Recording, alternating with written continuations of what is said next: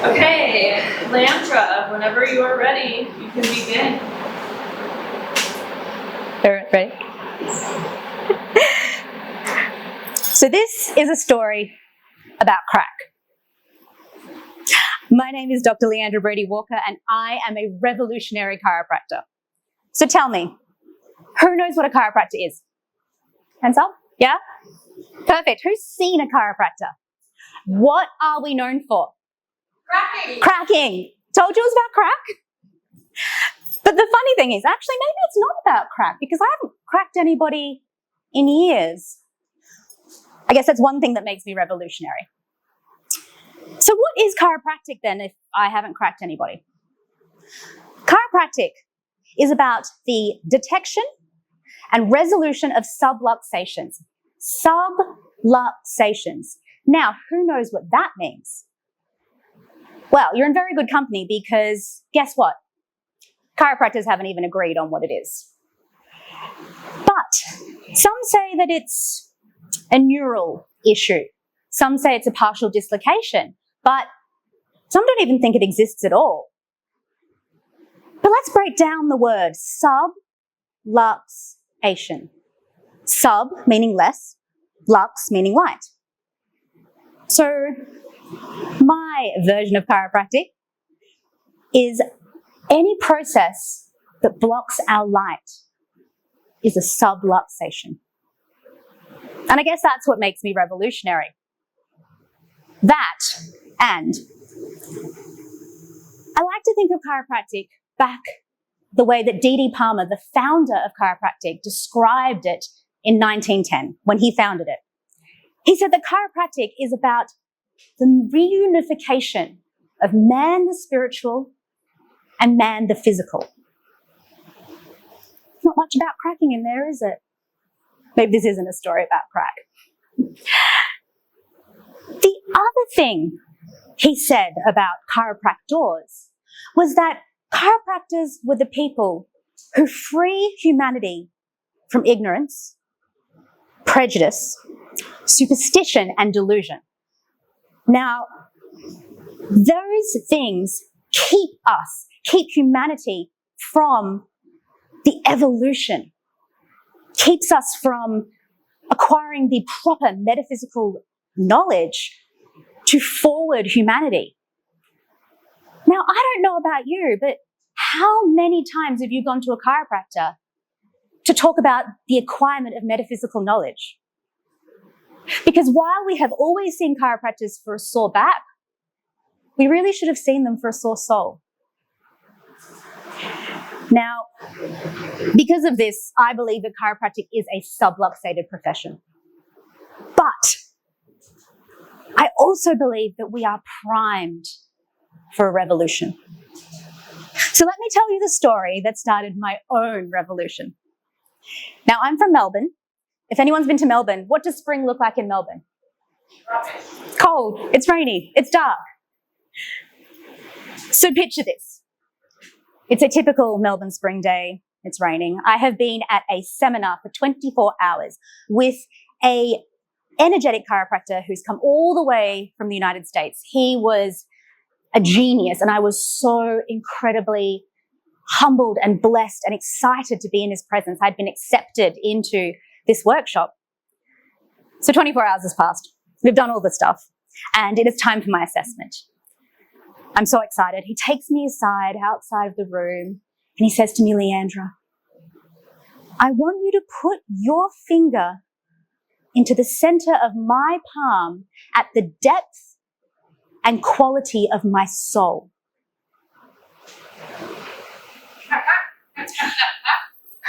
All right, look, I had no idea what he was talking about, but this guy was a genius, right? And no matter what he was telling me to do, I was going to do it. So here I am, poised. My finger comes up. I'm staring at his palm, and I start moving my finger, and I think to myself, what the fuck are you doing? Like, here I am, a chiropractor in my own right. I have started businesses, won business awards, published books. I even wrote a paper on the subluxation that won an award in chiropractic literature. And yet here I am. I mean, how did I get here? How did I get here? I was completely and utterly away from my own light. I was subluxated.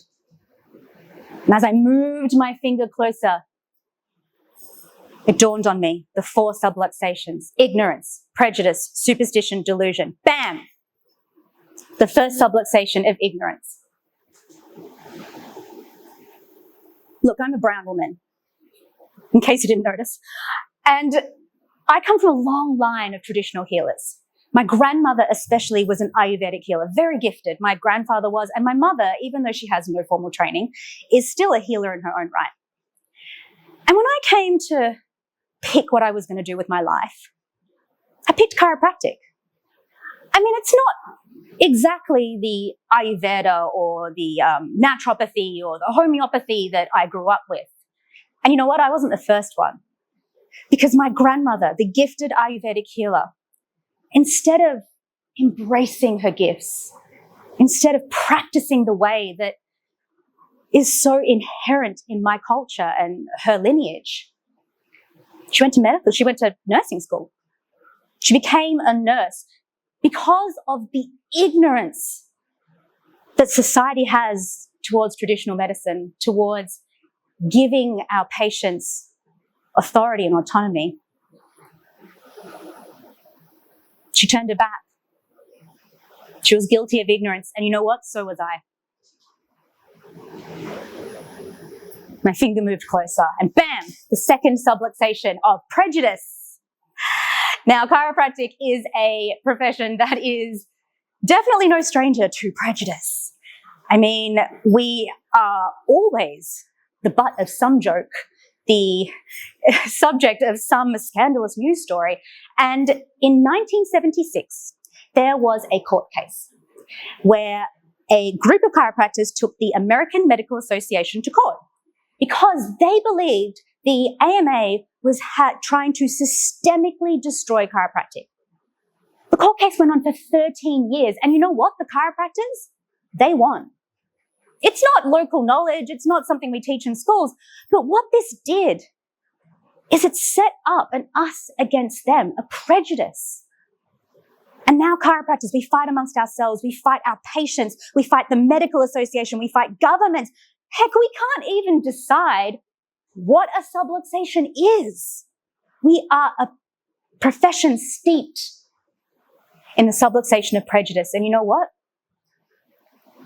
It's hard to admit it, but so was I. My finger moving closer, and bam, the third subluxation of superstition. Now, superstition is a belief that is not actually based in reality. So why am I still in chiropractic?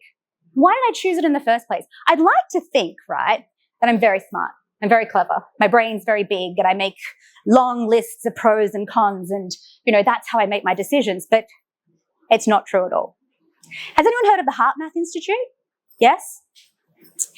Now, HeartMath Institute do all this research, and they did this particular study, which I quite like.